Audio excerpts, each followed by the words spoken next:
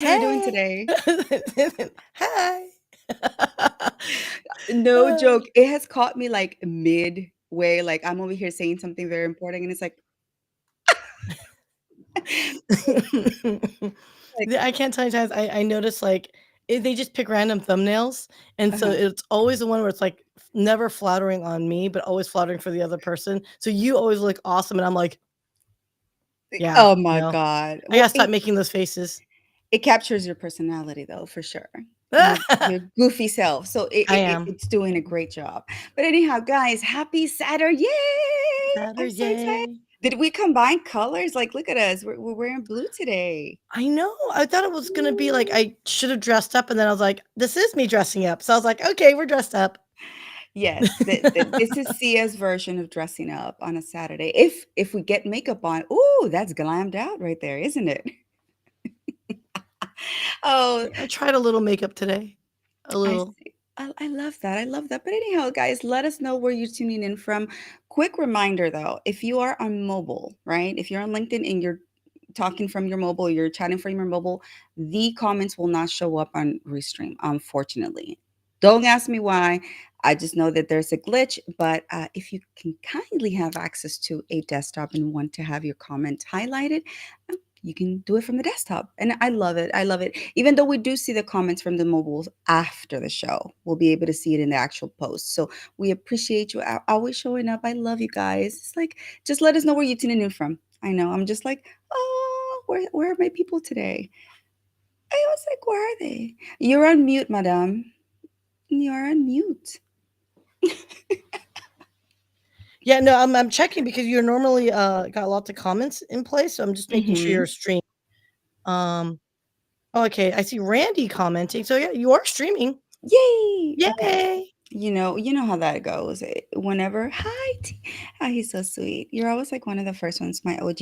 Good morning, Randy. Miss you. Where in the United States are you now? Or where in Hola, the world is Andrew. Andrew? That's I always. know, I know. A mí me encanta también. Buenos días, Andrew. ¿Cómo estás? Thank you for tuning in. I love it when they hit me with the Spanish, and you know they don't Right? speak Spanish, but I love it. But does Andrew speak Spanish Yeah. though? Oh, okay. Sure. Yes, I assume. Okay, we're gonna have to definitely get on a conversation with Mr. Andrew there. Talk all about building things, right? He's my Lego friend. "Hey, Yes. Andrew, whenever you are lonely," or not lonely, that's not the right word.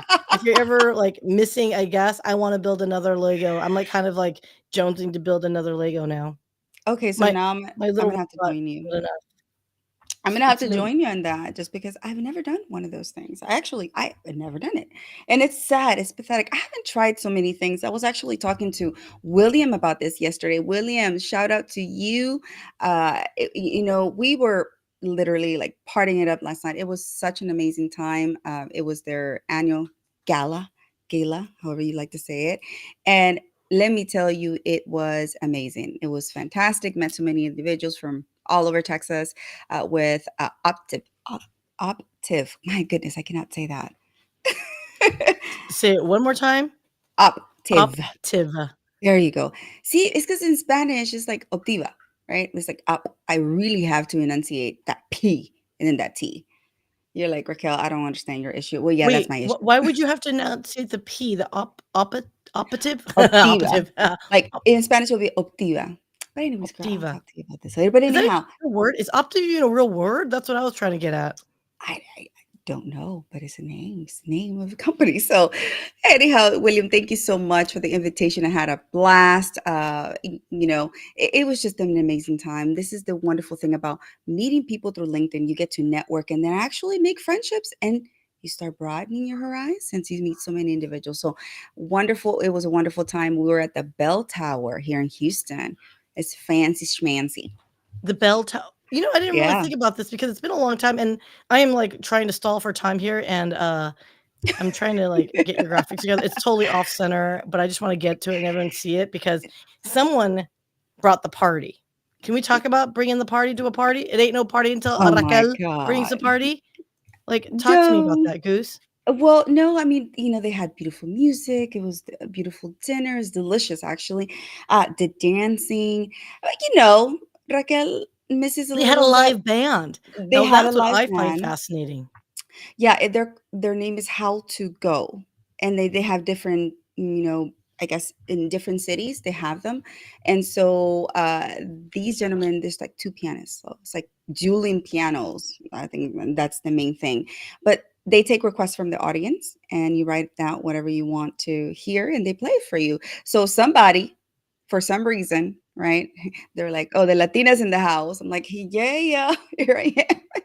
They play Como la Flor, and you know you cannot resist Como la Flor. Come on now. I have never heard of this song, so talk to me, Goose, because, I would love to Selena. hear. Selena. How are you not gonna hear or not know about Selena?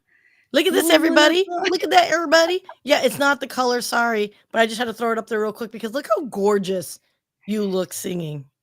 It was a spur of the moment thing, right? You were not supposed to go sing. They're supposed to sing it for you. And then I was dancing at that point, and I was like, "Hey, let me sing it." And they were like, "Let it go." I was No like, one's "Okay." never gonna turn down a gorgeous woman, and then you have a voice, like, you can actually sing, so I wait, Aw, can we just do this for you? thank you. Well, those who don't know, I used to sing in a band back in the day when I was a teenager and prior to going to college. I used to do a little bit of things. I do play some instruments, and yeah, so it's usually a shock when people find out. They're like, "What? What?" I'm like, "What? I have brains too," you know. So No, it's just so you funny. I have brains too. That's kind of a sad thing, huh? But no, I just wanna give you a shout out, girl. I love it when you sing. Your eyes really light up, and you already have a gorgeous smile. So, guys, hire Raquel so she can sing. I'm kidding. But if you want a No. party to turn into a party, you bring Raquel to your I almost said school party. That's not what it's called. Yeah, Prom? no, no, but definitely this is one of the things that we're working towards doing in 2024. Shout out to Walking Tall. We're definitely thinking of getting together, doing more, just events based around music. So we're doing one since I am a salsa instructor, salsa dancing instructor, not the making the salsa, right? The one that Yeah, you no. eat. Right. I have to clarify because some people are they're like, when I say I'm a salsa instructor, right? They're like, Right. uh, what? I'm like, "Yes, salsa dancing," so I have to add that in there. Oh my Uh, god. I would think that'd be somewhat intuitive, but that's okay. I mean, people are so like foodies anyway, but we need to talk because I met a gentleman who is like the chair of this wonderful organization. I want to give Poetic a shout out. And he said they wanted to do a salsa fundraiser. oh, there And you it go. is for um minors who are human trafficked or in Mm, homeless situations where they get into the juvenile mhm, system. I shouldn't say juvenile system, and they give them the resources or they help them find resources to get them out of their situation. So poetic. mm. Shout out to my girlfriend Dawn McKenzie. Love you, girl. She's on the board, and everyone, any donations, any just likes for whenever you see poetic, please support them because it's all Awesome. about protecting these unfortunate minors who just got pulled in or by virtue of just really unfortunate life circumstances. So Absolutely. I'm Well, gonna get you hey, in with them. holla at your girl.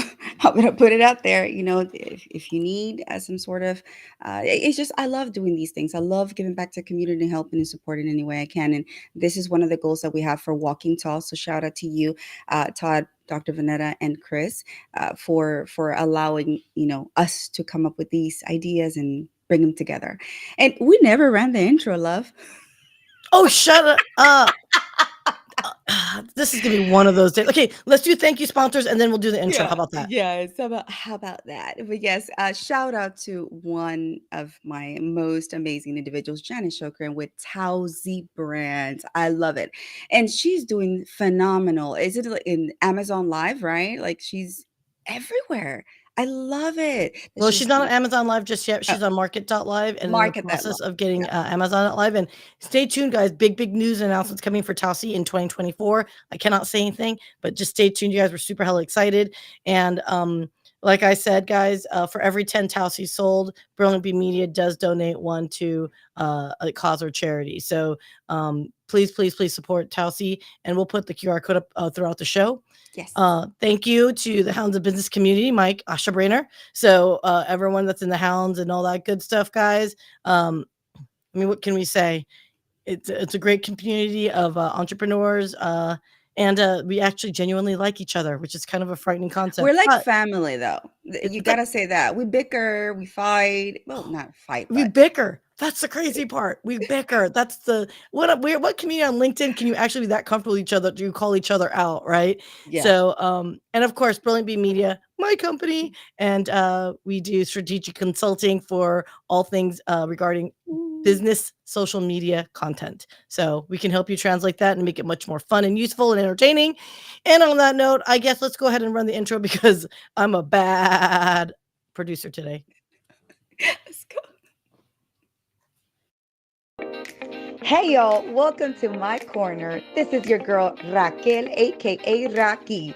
Step into our world of connections where I'm a proud Hounds of Business Pack leader, which is a community of entrepreneurs committed to sharing positivity, growing together, and never forgetting to inject some fun. Get to know amazing people in this safe space, so come and join me in my connection corner.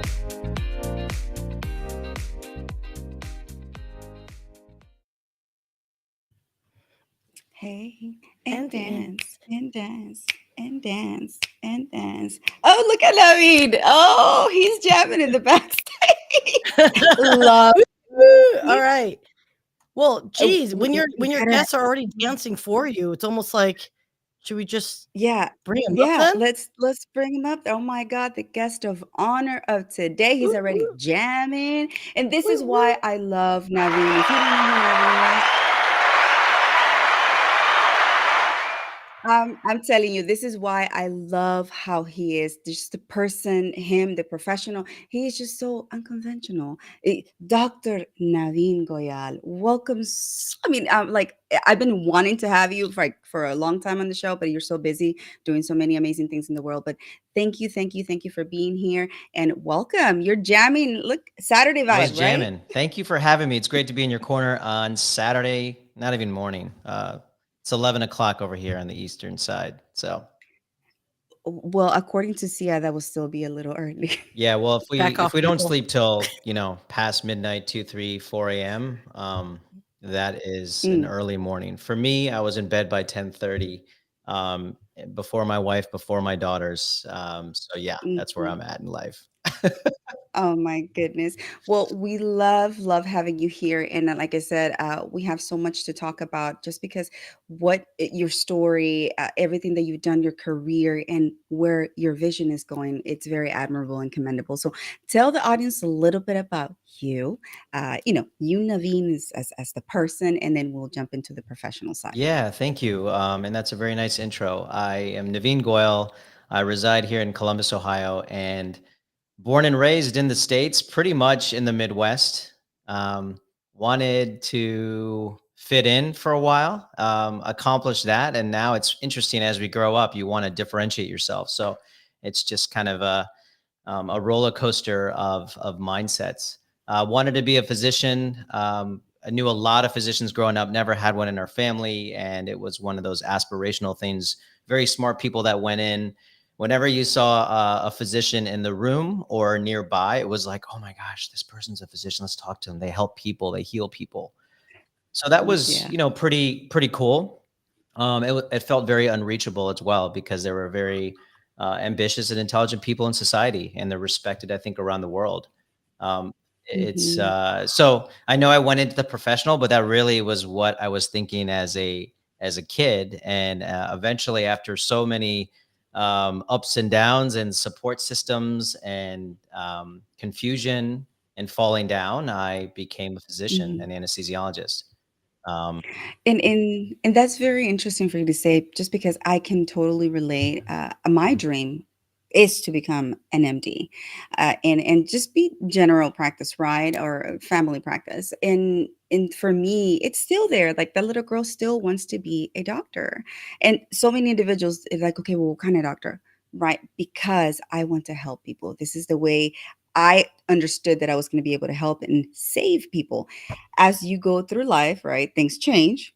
And so for me, it's being able to help people in a social manner, mental health advocacy. But for you, you went to anesthesiology. Why anesthesiology? Yeah. That's Yeah. interesting. And it's interesting because we don't know a lot about the fields until you really dig in, do rotations. Uh, I would say many of us make decisions based on mentors or people we look up to, right? And so if you have a great pediatrician and you respect them and you're like, oh my gosh, I want to be like that person, then you might have this kind of um, lower barrier towards pediatrics because of that. And so that's what happened with me in medical school. I did not know what type of physician I wanted to be um, based on some of the subjects that I liked.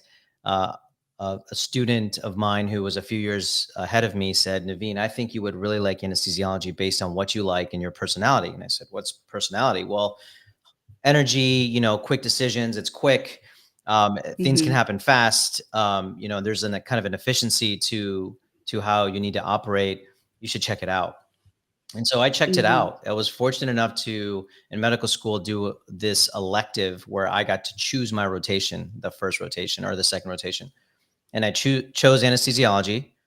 And just like I mentioned Oh. before, it was based on one person who took me under his wing, who basically number one made me feel very not smart. He was very smart, so it was intimidating. For a while, he Hmm. was just trying to teach me, and I was like, "Wow, this person is so smart." In the meantime, this person seemed mentally healthy, physically Hmm. healthy, which is really important to me. So when I look up to someone, or when I look at it, as someone who I want to base decisions off of, I look at their Hmm. whole health as well. Are they taking care of themselves? Do they seem happy? Do they seem fulfilled? And then do they seem really intelligent or ambitious? So this gentleman checked all Hmm. those boxes and took me under his wing for 2 weeks. So the intimidation eventually turned to some inspiration, and that stuck with me. He was the best mentor throughout my whole medical school. So anesthesiology was kind of my Wow. top choice from the beginning.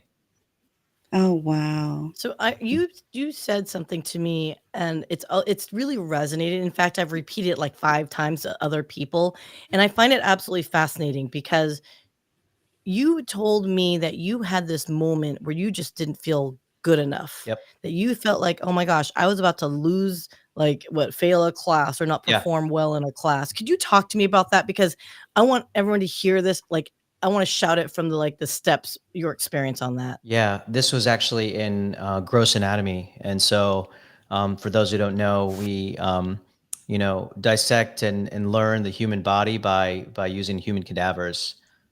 Fortunate enough for people to donate their bodies after they pass, or family do that. I mean, it's a thing to really appreciate because you Mhm. learn on the human body.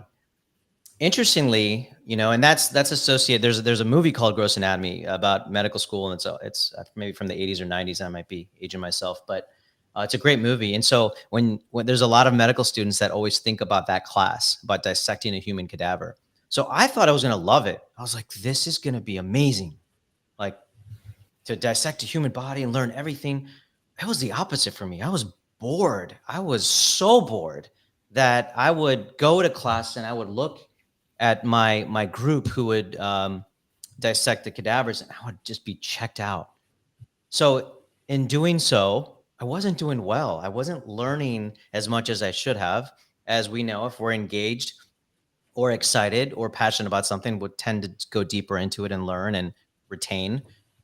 So I was at a point in gross anatomy where um, middle of the class I just was not doing well, and that wasn't typical for me. But I was actually really scared. So there was a moment there where I started questioning myself. This is the first year of medical school in gross anatomy, which is like your Mhm. stereotypical class that everyone kind of looks forward to or is intrigued by. And here I am not doing well. And it was late one night, maybe a night or two before this final exam where I had to do pretty decent to continue on. And I said, do I even belong here? I'm like looking around a few students in the library, and I'm suddenly feeling like a really, really in, not capable, not belonging there. And now let's think about that for 1 second, right? Mhm. Before that moment, to get to medical school, like you have to do really well in college. You have to do really Mhm. well on your tests. And I studied so hard. And for me to feel like that in medical school, because to get a ticket to medical school, as people say, an entrance is a big deal. But I was already in the middle of it. I was doing fine in other classes, but it just took that one moment to pull me back almost years, take away confidence and strip me of many things that I've already earned.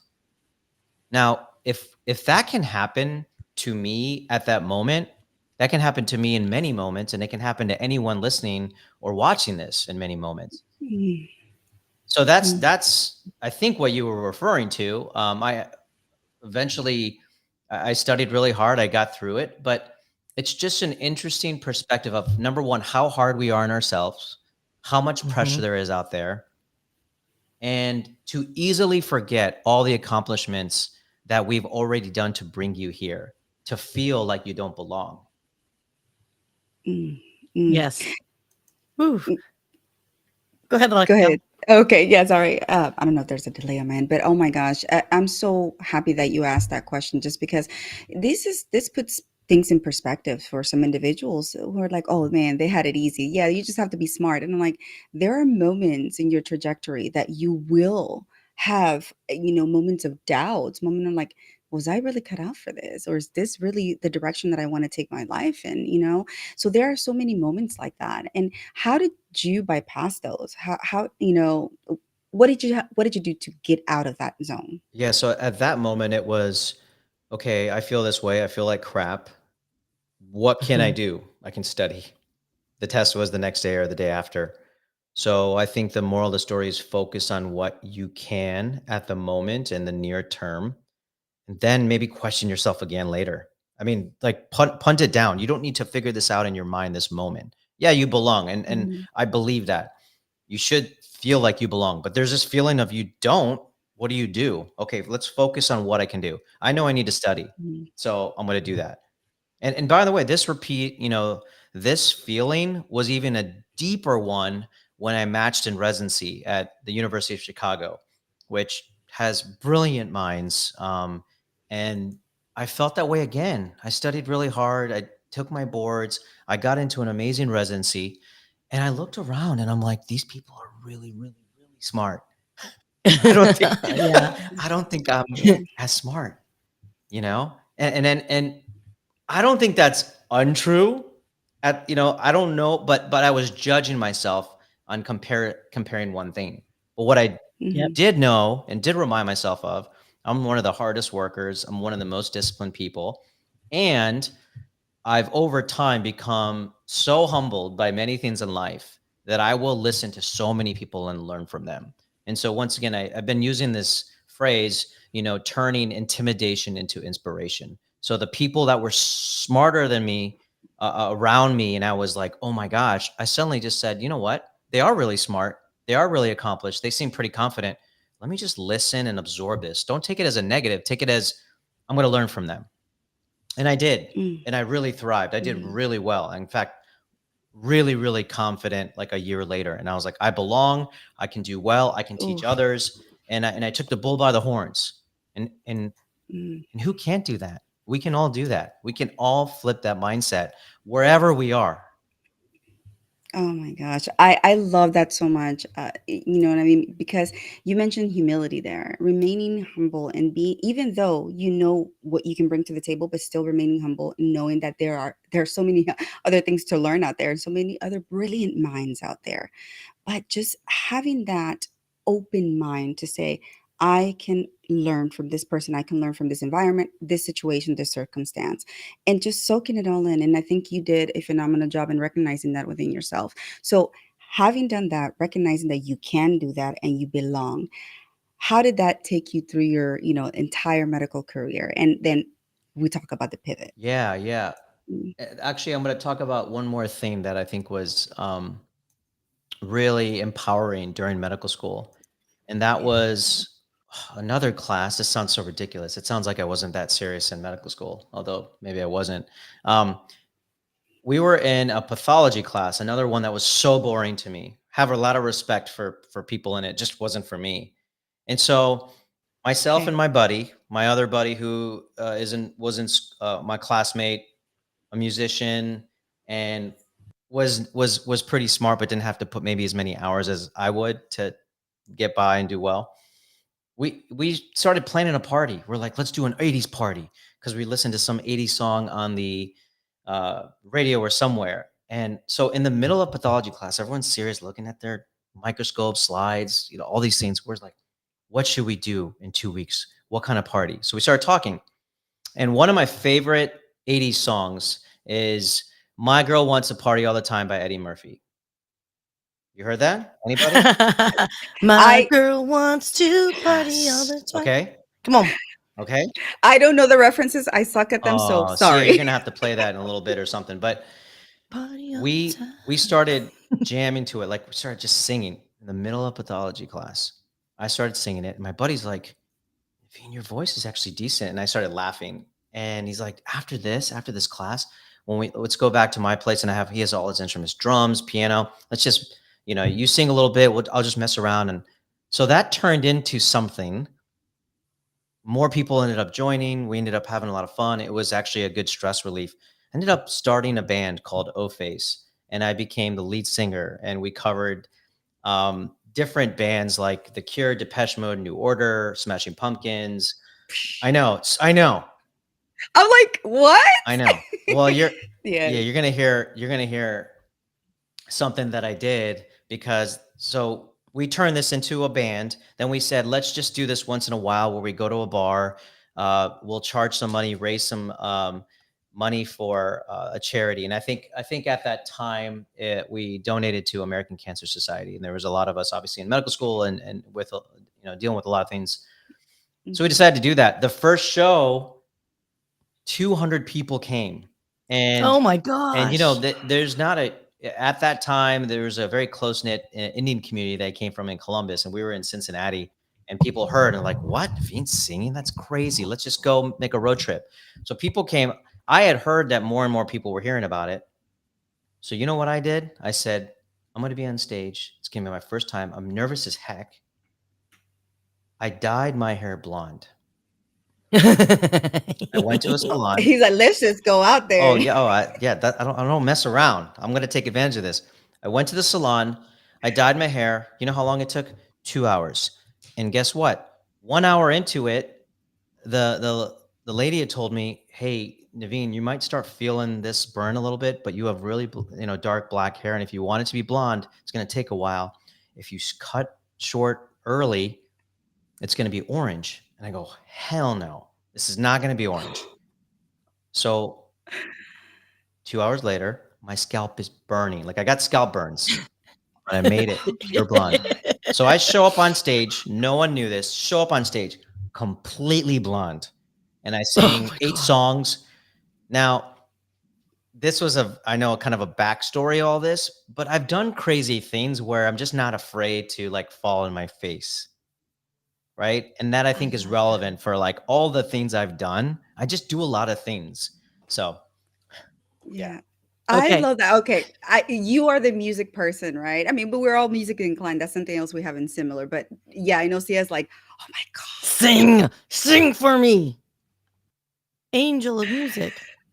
Oh my Navin's like, God. hell no, girl, I am not I'm not singing. gonna do it Okay, for people. No, fine. I'm not gonna. No, I'm not great. At all. It was decent. I have a high voice like Eddie Murphy, and it just kind of turned out well, and it sounded like a great idea.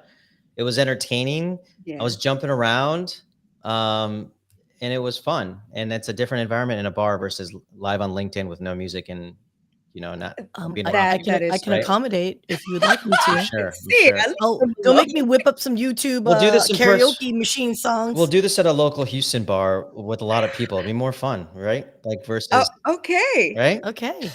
We Hey. should definitely do it. Now I'm gonna have to listen to this song after the show. Oh, it's Oh, not that good. it's so good. It's so Well, Oh good. my goodness.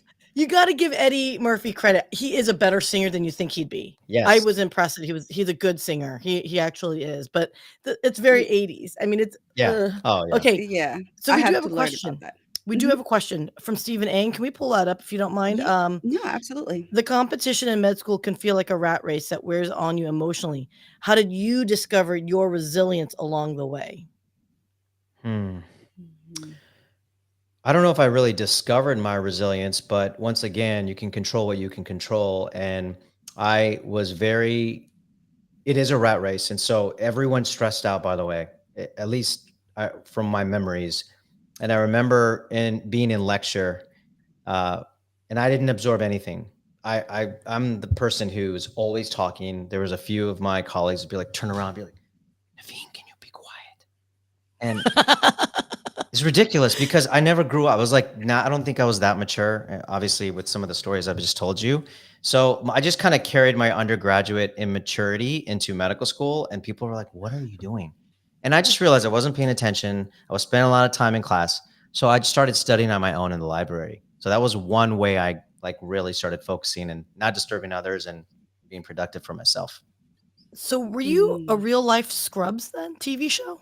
Were you like a real life who was it? Like Zach I didn't Braff's have as much character? fun and like, walking in with a coffee and like, hey, last night was so awesome.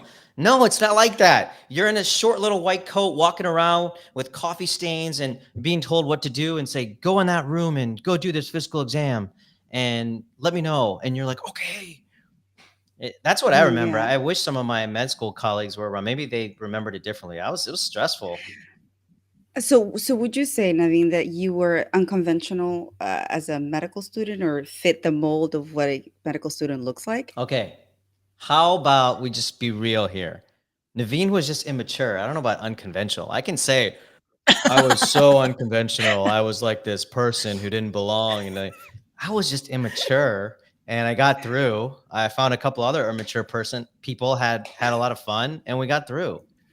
That's what I would say. And okay, I like that. I like that he's dishing it out the real, right? But just because we have all these notions of like, oh my gosh, like you have to be like stellar and go through everything, you have like a 4.0, 4.5 GPA, and all that. Like to me, that is sometimes unattainable, right? For the normal human being. But obviously, when people say, oh yeah, yeah, I'm in medical school, people are gonna be like, yeah, that he must be super smart without counting in the factors that you go through some personal issues and internal battles that we have to overcome as we go. Yeah. So having learned that it helps to be a well balanced and rounded student of life, right? To help you get to the next uh, chapter, I would say. How did school, well, actually medical school, then transition into your practice? How long were you an anesthesiologist? Yeah, yeah. And I actually just want to close a loop on one thing. The other thing is we talk about going to, getting 4.0, it's unattainable, but it was also a balance of being book smart, doing well in grades, but then the personal side of being with patients. And the second half of medical school is being with patients in clinical rotations, working with people. That's where I was much better at than just raw books. And so the Hmm. message to other people can be, yes, you need X amount of grades to get in, but when it comes to interviewing, when it comes to personal references, when it comes to credibility, that is a big part that I feel like people can invest in, especially if you're not the amazing, amazing, amazing test taker. And people are looking Hmm. at that. And I thrived during that. So the first 2 years I'm making fun of myself. It was like a struggle. The second 2 years I did much better. I just wanted to Hmm. kind of close the loop on that. Um, No, and I like that. I like that you tying that in because, like I said, people they don't think about those things, how that social aspect does matter and how you relate to other human beings, yes. right? It's not just book smarts. It's not just flipping pages to the left Yeah. and how many of those you can fit in 4 years. That other part does matter, and it actually could be a very important determinant as you move forward in your career, right? Yeah. So I Yeah, eventually went into anesthesiology, trained for 4 years, and then I practiced for 13 years in private practice back here in Columbus. Wow, 13 13 years. years. Yeah. You look like you just graduated last year, young man. I Okay. I know, wish. right? It must be this, plain pink color and lighting and all that that just makes me look so much younger. But yeah, Or jet yeah. black hair. Okay, let's not even talk about our hair colors anymore. But okay, question from Dr. Tarun Bala. Oh, wait. Okay, look, peoples. when you're an MD and MBA, now at this point you're just showing off. Okay, why don't you just add PhD to the mix too? Okay, so Tarun, you're slacking. I He's need my boy, more by the way. He acronyms. joined. He's my boy. He's a Is very he? close friend of mine, and yes, Okay, so being that you're the little you wouldn't call yourself the rebel yell, but let's be honest, some of the things in medical school wasn't your jam. Do you think it impacted your career progression? Did it hold you back? Or do you think it was part of your growing into the doctor that you became? yeah, I think it made me much better. That's the lesson. So it was a little bit of a different struggle. There was imposter syndrome, like we spoke about, but the traits that I had have contributed to, I think, a different looking holistic physician that can connect with people. And so I'm a people kind of person. And so when I was in the books, I wasn't getting energy. I wasn't really engaged as much. But then when I started rotating, when I started associating with patients and with other physicians in the hospital or in a clinical setting, I started really getting this energy. Um, and you want to Mhm. hear something kind of random? I picked a field where the one person I was talking to in pre-op, and I was getting energy from that my patient, I'd put off to sleep 2 minutes later, and then I was alone, not talking to anybody. I think about that, Oh, wow. What? Wow. Wow. right? Oh my gosh. Right? I get Okay, energy from yeah, that people, and I decided to go in a field where I put people to sleep. Yeah, no. I mean, okay, look, dude. Okay, I do have a question about anesthesiology in general Yeah. because I mean, I consider that portion of medicine to be one of the scariest, like high stress, because you have to get yeah. the mix right. Have you ever had a situation where, I mean, I mean, I guess I don't understand. Like, how do you guys get it right? Because I remember watching the anesthesiologist give my sister like the shots before her C-section, for example. I mean, it could go wrong in so many levels. Like, how did you manage that stress? Like, it's just, it Mm, sounds intense to me. When you look at things in a vacuum, it can be very stressful. So you look at an actor in a movie or a large presentation, and you look at them in a vacuum and you say, oh my gosh, this is a big audience, they can screw up. What you didn't see is how much time they practiced, how much mhm. time, right? And so for something like an epidural or a spinal, which we do for laboring patients, Mhm. etc.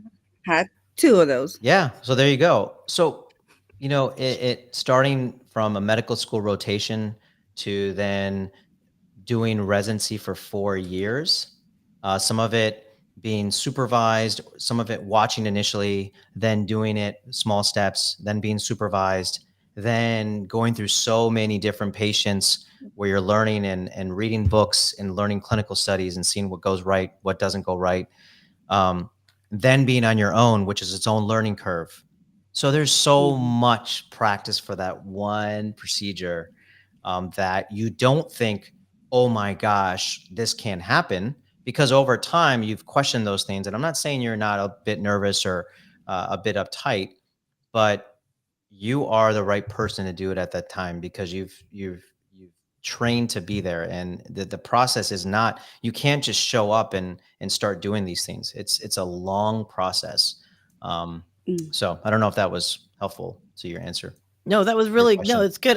I'm always in awe of it because I'd imagine the human body is similar but so unique in every patient, right? So it's just getting that like what's that like foundational baseline and Yeah. then tweaking it according to the patient itself. So this actually feeds into Adriana's question that I think might help a little bit is mhm, right now with the again, if you're going like epidural, we're just going to talk about it because Raquel's eyes lit up when she saw the epidural because apparently someone was high as a kite at some point. But anyway, I digress. But do you see where at that point it was more your knowledge, your training, your practice? Do you see it shifting towards maybe leveraging something like a tool, like an AI tool to help you in the practice of traditional medicine? So her question is, where do you think medicine is going in the next 10 years? Will AI affect traditional medicine? Yeah, so I think those are two different questions. Number one, AI will definitely enable more information at our fingertips, to make a more informed decision for a physician. And I would say healthcare in general. There's just so many decisions we make, small and big. on a daily basis. And so AI, the way I think about it and the way I've been exposed to it in multiple kind of industries, is aggregating information, researching, bringing another source of intelligence on your plate so you can make those decisions. And I think there's a lot of things that AI can and will do. But I do think, Mhm. and I feel like people like to ask the question, will AI replace? Um, I don't even go there with my mind, because I just think it's kind of like, will technology take over? Will robots take over? Will all these, kind of things? The world evolves. There's always jobs that go away. There's always new jobs that come. But when it comes to something as a specialty, we're all patients here, right? We're all patients for Mhm. ourselves, for our kids, Mhm. for our friends, for that human interaction and necessity is there. I have no doubt about it. That connection that's needed. And Mhm. so if anyone's taking care of you, anyone in any position can use AI and leverage that to make better decisions and help you along the way. That's how I think of it. I absolutely think it's going to play a big role. Um, that's Mhm. that's AI. Mm. And then what I see happening in medicine in 10 years, like the field of medicine, um, it's a bit, you know, I don't know what it's going to look like. I'm very concerned about the people in healthcare. I'm concerned about all the healthcare workers, including physicians, who are really burnt out, not being treated the way they should be, not being nurtured, not really being paid attention to. And those are the people that do take care of us in many capacities. So when it comes to the science of medicine, it's there. It's changing quickly, but that's, I think, manageable. But taking Mhm. that information and connecting it to people, making sure there's going to be people around to take care of us, is a Mm. concern. And I think there's a lot of changes that need to be done. So I don't have a prediction, but there needs to be significant changes today in the healthcare system and how we operate, um, for this to be sustainable and for it to be effective to take care of us. Mm. I love that you said that, Naveen, because that is literally what kind of led you and drove you to start doing that pivot that you did in your life. Because I must say, pivoting from medical career to venture capital is quite unique. So, what motivated you to do that? Yeah, yeah, and this is a similar, approach, where if we look at things in a vacuum and say you left being an anesthesiologist and now, you know, run a venture capital firm, that sounds radical. And there's a lot of people that reach out and say, "What? Why? How? Who?" All these kind of things. But this happened over time. It had at first happened, or the evolution started going back to what I said, where it was studying really hard to be an anesthesiologist and then going out on your own. You have this like really steep learning curve. Even when you're on Mhm. your own, you've passed your boards, there's still a lot of learning being on your own, being in a hospital system, being around a new group. It is a different level of stress. But then after, for me, it took about a couple years, let's say 2 years into my private practice, I started getting a little bored. And, Naveen's personality, always looking at different things. And, it's I started looking around and saying, okay, I no longer have any tests. I no longer have a ton of information to learn. You're always learning. You're always learning, and medicine's changing. But specifically, anesthesiology is pretty safe, and it's really about what you do with that knowledge, not necessarily all this new knowledge coming in. And so I started reading. I started, catching up with some finances. Started doing some personal investments. Really got into startups and very purpose-driven people and companies that were and building something that was so heavy that they went away from a comfortable job or a place of comfort, and they pursued a passion or a purpose. And so that was aspirational to me. It was very. It was just like, wow, that's so different, because I went through this route, which wasn't easy, but it was a structure that I knew that if I worked hard and did these steps, I'm going to be here. Entrepreneurs don't know that. They Mm. believe in something Mhm. so deeply that they're willing to put a lot on the line. And there's something inspirational about that. Some people call it crazy, and there's plenty of adjectives to describe it. For me, it was inspirational. So I'm starting to invest Mhm. in some people and companies. I'm starting to get a little bored. I'm reading, I'm veering towards entrepreneurship. I'm reading a lot about businesses. I'm reading the Wall Street Journal every day, seeing companies go public. And then, which is cool, there's money to be made and there's excitement there. But what really intrigued me was there was always a story about, well, these early investors or people who knew this founder 10 years ago then did this. And I was like, who are those people? Mhm. How do they get in these Mhm. opportunities? So Mhm. angel investing is what we call it when you're, very early investors into companies and people. Um, that intrigued me, and so slowly Mm. and slowly, my mind started shifting and getting interested in that. I was able to start a company with two other very close friends who were anesthesiologists. One of them was Dr. Navin Goyal, who was commenting earlier. He's one of my co-founders of OFFOR Health back in 2014. And so that company, even today, takes care of about 10,000 kids a year who are on Medicaid, Yeah. who have long waits at hospitals. And so you're a 4-year-old child, you're on Medicaid, and you go to your dentist. You have, unfortunately, some rotted teeth, and 10 teeth need to be extracted because of Mm. various socioeconomic factors and malnutrition, a lot of things. If you're in Columbus, Ohio today, and that child needs to go to an operating room, whether it's in a surgery center, a hospital, etc., that will take about 9 to 12 months My to get goodness. in, Oh. because on the operating room, which is a very high cost, very expensive area to be in, for dental to be done or prioritized, and then Medicaid. So you have Medicaid dentals. You're at the lowest of the low in the sense of priority because it doesn't make money, it doesn't cover a lot of costs. And so you just have very limited time to give to them. So what our Mm. company does is we take the anesthesiologist and a care team out to the dental practice, even if it's in rural wherever, and we do the anesthesia there. And we do it within about a Oh. month, and we get it done. The insurance companies are happy because their patients aren't having this progression of disease. We do save money to insurance companies as well. It's not as expensive as an operating room. And then Mhm. the dentist, the patients, the family. I mean, it's one of those win-win-win scenarios, and that shaped how I look at entrepreneurship. Mm, So, and I'm glad that you mentioned that, Navin, because it sounds like your experiences in, with your medical career, and that background and all the different things that you went through and you saw influenced your approach to investing and supporting health related ventures. Would you say that would be the case? Yeah, exactly. So now you take this company, which shaped how I look at for-profit companies that are affecting the people around us, our own kids, etc. You take my interest in investing as an angel investor, and then what was happening slowly and slowly, the people around me who knew me very well said, Naveen, you're no longer talking about your medical job.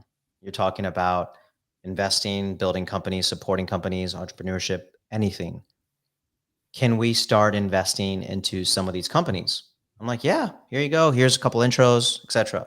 But very shortly after, it was, Naveen, if I give you some money, can you invest for me into some of these companies? We know you're putting your mind into it. We know you started this company. We know, you know, you're doing a lot in this space. And they knew I was, once I put my mind into something, like many of us, once we're focused and passionate about something, we can do anything. Any of us can. And I had Hmm. proven that in various ways, and there's a lot of people who are probably in this conversation who've proven it. And so that's what Hmm. started a first angel fund in 2015, which essentially, raised some money from individuals who wanted to invest in the space, invested in some early stage companies that also had this purpose kind of drive to them and to their company, and that Hmm. started into more funds, and became from a fund into a firm and a philosophy. And the flip there is, Mm-hmm. hey, the fund is a structure. There's money in there and we're investing. Like what can we do with money? Right? So money we Hmm. invest. But what I was seeing, and what, even being a founder of OFFOR Health, we raised some capital. Then it's like, what do you do with the money?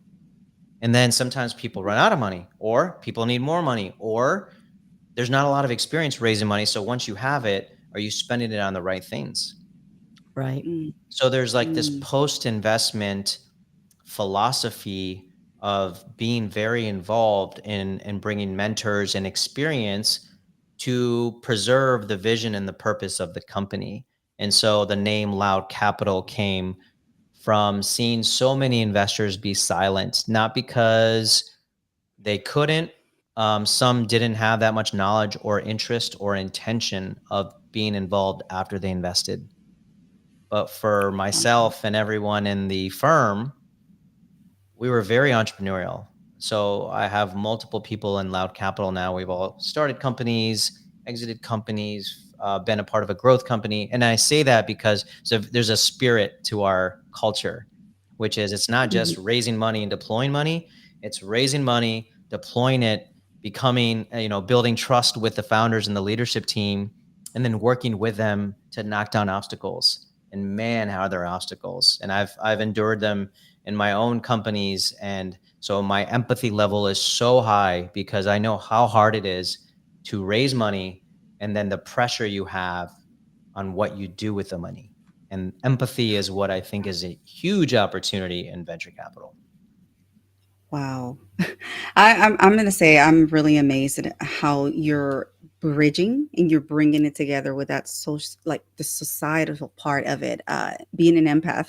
I think Sia and all of us can relate because we're all one, and so we completely understand. It's like the heart language that you're speaking. But for me, it's just to see you, race towards having a more impactful outreach, being inclusive and purpose driven with Loud Capital. It's amazing. And so, what do you foresee? Because this is impacting companies globally, right? This is what you guys are focusing on. I mean, Loud Capital. Can you share a specific example and how it aligns with your vision to make it more purpose driven?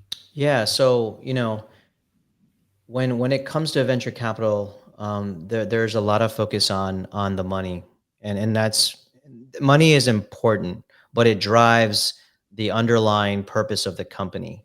And so, let's just go back to the Offer Health example where we have investors, and sometimes there's been such a focus on you know the money of in and out that some of the team forgot that how many patients we're helping on a daily basis.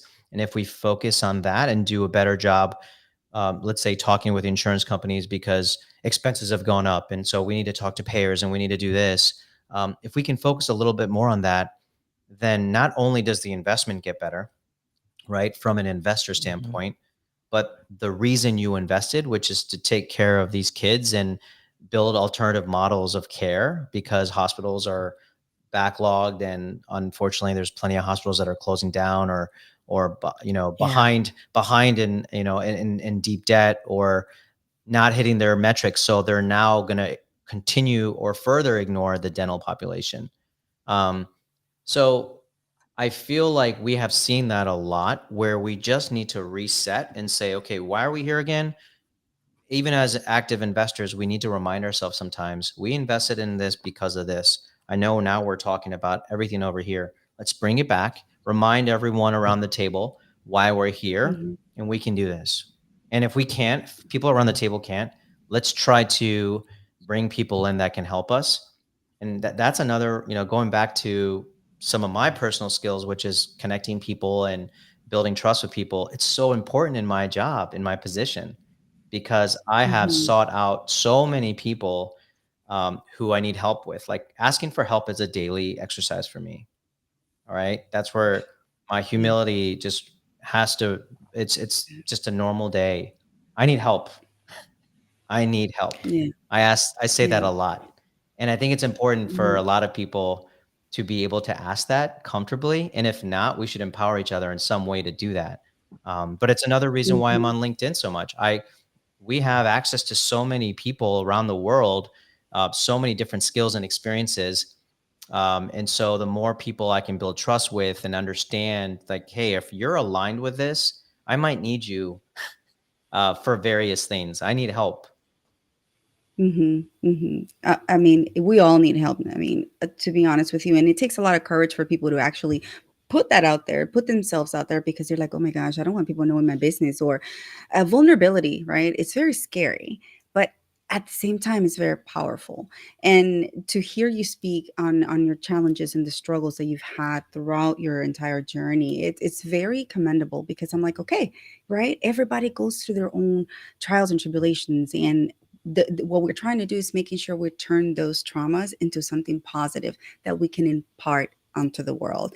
And you've done that so beautifully in what I just finished reading, which is your book. Oh my gosh, y'all. Y'all have to check out Physician Underdog. Can you tell us a little bit about this book, just in general, and what inspired you to write it? Thank you. Yeah, I spent a couple of years writing that, and I like to admit that growing up, I wasn't good at, in English class. I didn't never read all these kinds of things. But the story that we're talking about Mhm. today on wanting to be a physician, becoming Mhm. a Love physician, it. and then feeling unfulfilled because I saw opportunity to do a lot more. I felt like an underdog. And that's usually, those two words don't go together usually. It's usually, hey, I made it. I got this. I'm at a career which a lot of people would perhaps want to be in. Why do I feel this way?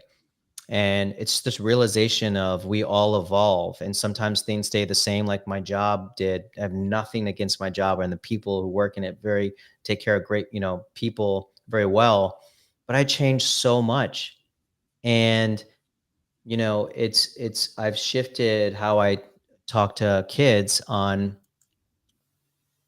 what do you want to be when you grow up, which is what everyone asks me. I no longer say that. I say, what do you want to start with? Because Oh. I love that. because we change. You Yes. there's a good chance that whatever you're working so hard for and stressed out about, and stress level is so high in schools on kids, um, you work hard towards it. But I want you to learn these other skill sets. I want you to have expectations that it might not be exactly what you wanted, or your world may change, your mind may change. You might settle down and everything changes in your life that you might need to completely pivot. And so Mm. it's just understanding that mindset. And that's what I wrote about, from my perspective, how it happened to me.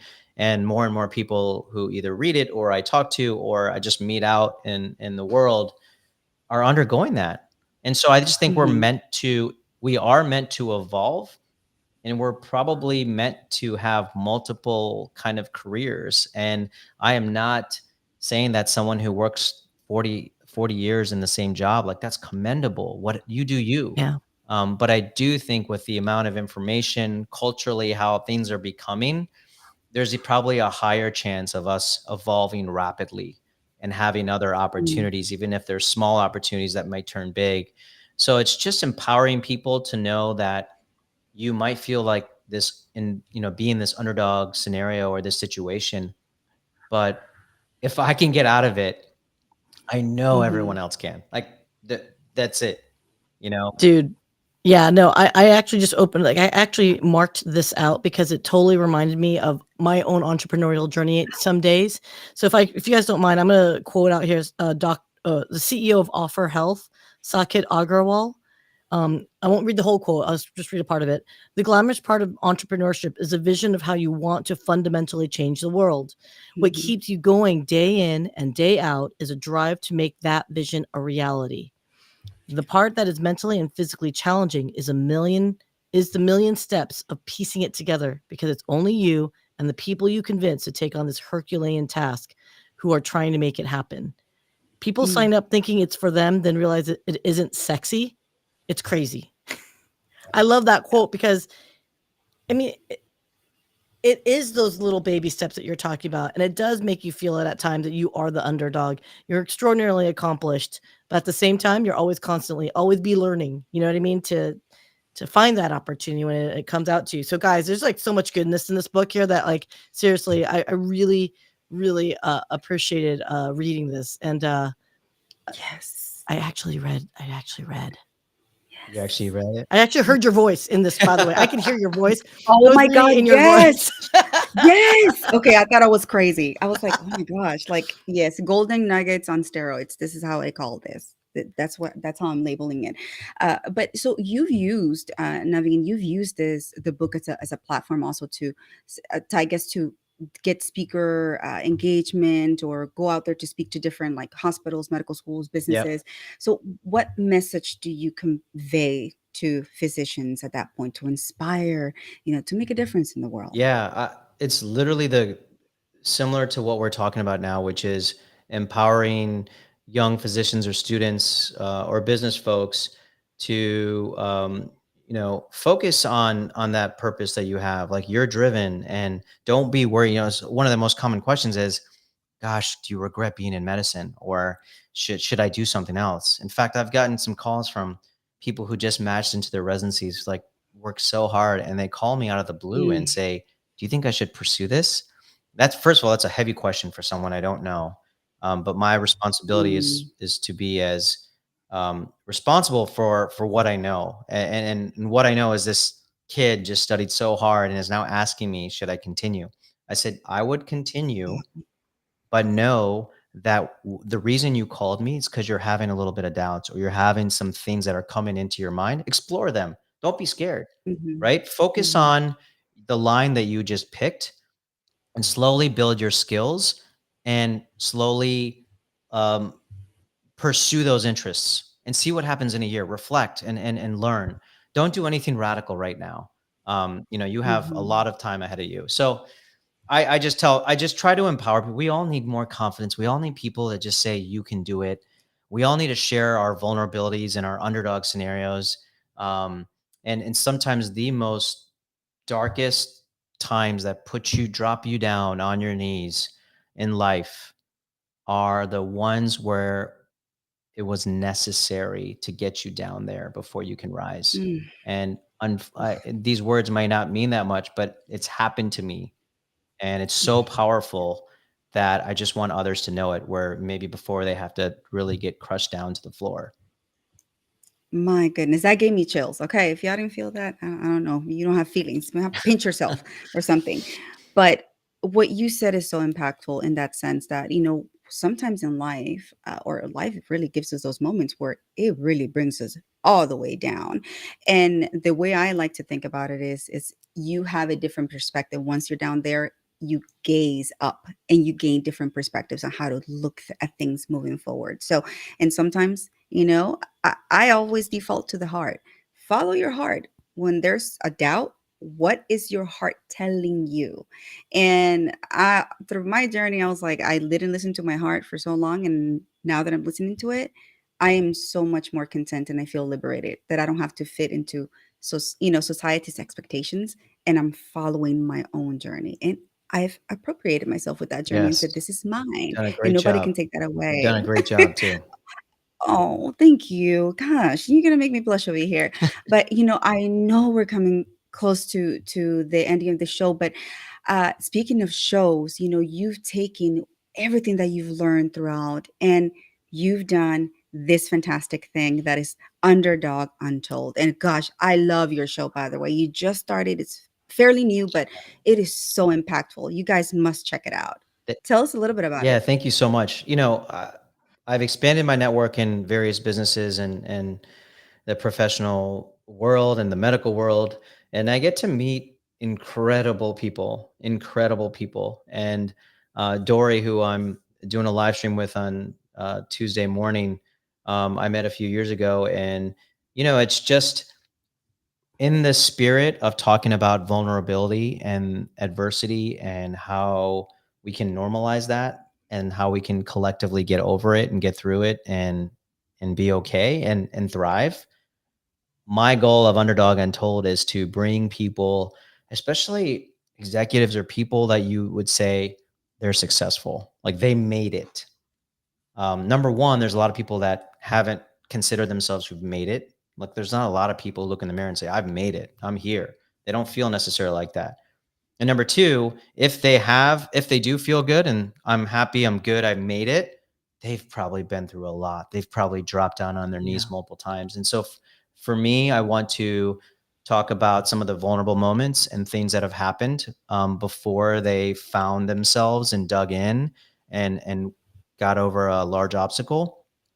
And that's my goal. So once in a while, I'm going to be doing this show. I still need to get a regular cadence and figure out, since it's pretty new, but just bringing really, really great, ambitious, kind people on the show and talking openly about our vulnerabilities. I think we all need that. I think a lot of the kids need that to see what a new definition of success is. And it's not all just positive. It's everything.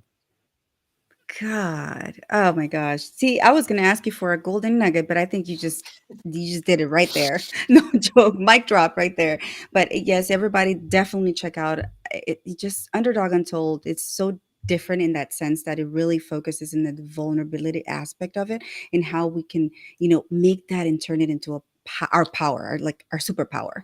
And I know it sounds very cliche, but it's the truth. And the phenomenal stellar guests that you have and their stories, I'm just like, oh my God, I get out of that and just feel even more inspired. Thank you. And redefining what success looked like, definitely that hits literally the nail on the head. Naveen, any parting message, any parting word, anything you'd like to share with our audience? Just because you've given so much of your time today, and definitely we could have this conversation for 2 hours, I know. but No, this I is respect time. It's Saturday. So yeah. No, thank you. This has been a great discussion. Time has been flying. I'm just in this mode lately where, everyone, if you don't feel like you're enough today, you are. And sometimes it takes someone to tell you that. And if you do feel enough today, go to someone and tell them that they're enough.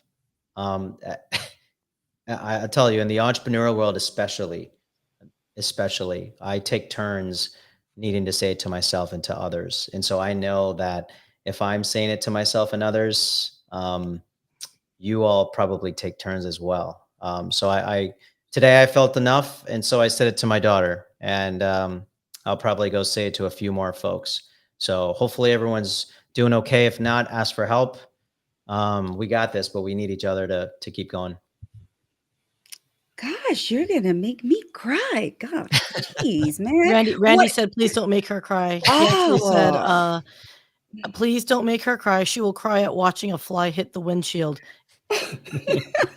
I would honestly. Y'all know me so well, but anyways, yes, that those are powerful words, and thank you so much for saying that because so many of us are trekking through life, not feeling Yeah. enough, and feeling unseen, not validated. So just know that your existence, right, is needed. We need you. And with that said, see, is there anything you'd like to add to this amazing conversation? No, actually, I mean, I always love talking to you, Naveen, and it's a you know, uh, that vulnerability to ask for help. That is so hard to do for so many, especially for those that are quote accomplished folks that have worked so hard. Uh, just don't forget the most truly successful people are the most humble people. So that was like my takeaway, and I appreciate for that, Naveen. I cannot wait to see how Underdog Untold unfolds for you for Thank 2024, you. and I cannot wait for next week's chat with Dory. So, um, yeah, guys, like I've got nothing else to add. So Raquel, your call. Absolutely. Well, guys, thank you so much to the audience for being here and witnessing this amazing conversation. Like I said, he's been a guest of mine that I've been wanting to have for so long, but he's so busy doing everything, all these amazing things in the world, right? But feel free to reach out to him. He's, as you can see, he's such a humble individual and professional in itself. But at the end of the day, it's that what resonates, his personality and everything that he's trying to put out for the to do for the world. So with that said, guys, thank you for being here. Tune in next week. Next Saturday we're going to have another fantastic show. We're actually going to have Beacon Media.